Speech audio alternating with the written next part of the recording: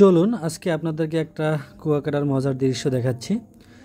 এই যে দেখতে পাচ্ছেন, সাধারণত আমরা যেটাকে মাহিন্দ্রা বলি, মাহিন্দ্রা শুধু মাথাটা মানে হচ্ছে পিছনের ধার নাই, ছোট ওই যে দুইটা চাকা আছে ওইটারে কিন্তু আবার সামনের দিকে নিয়ে যাচ্ছে, মানে এখন ওইটার সাথে বাজাবে, তারপর হচ্ছে সমুদ্রের দিকে যাবে।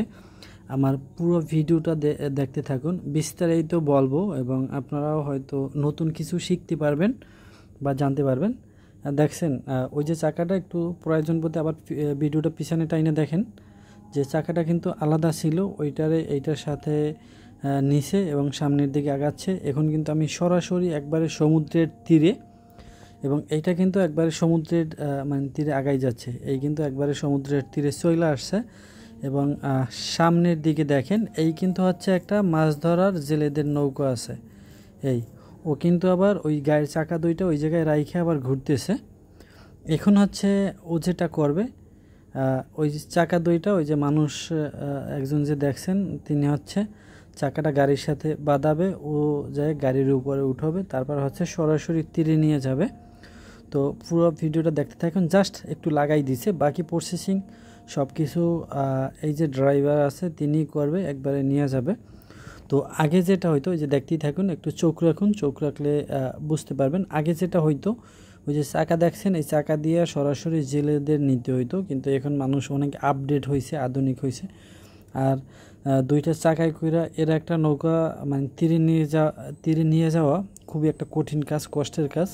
কারণ আমরা ছোটোবেলা থেকে দেখে আসছি জেলেরা প্রচুর কষ্ট করে।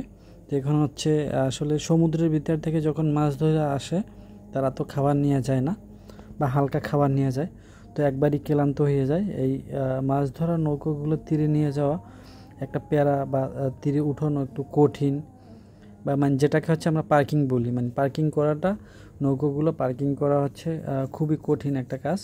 তো এখন মোটামুটি মানুষ আধুনিক হয়েছে দিনে দিনে, তো এরকম একটা তারা সিস্টেম চালু করছে। এই যে দেখেন, এখন কিন্তু হচ্ছে যে সামনে যে মাহিন্দ্রার যে মেশিনটা আছে বা মাহিন্দ্রার প্রথমাংশ, ওরা একবারে সমুদ্রের তীরে নিয়ে যাচ্ছে এবং পার্কিং করবে। পার্কিংটা কিভাবে করে সেইটা দেখুন। ওই কিন্তু আরও হচ্ছে ওই দিকটা খেয়াল করেন, আরও পার্কিং করা অনেক মাছ ধরা নৌকো আছে, ঠিক সেম প্রসেসই হচ্ছে পার্কিং করছে, মানে তীর থেকে উপরে নিয়ে গেছে। এবং হচ্ছে ঠিক সেম প্রসেসই হচ্ছে এই মাছ ধরা নৌকাগুলো হচ্ছে সমুদ্রের ভিতরে নামায়।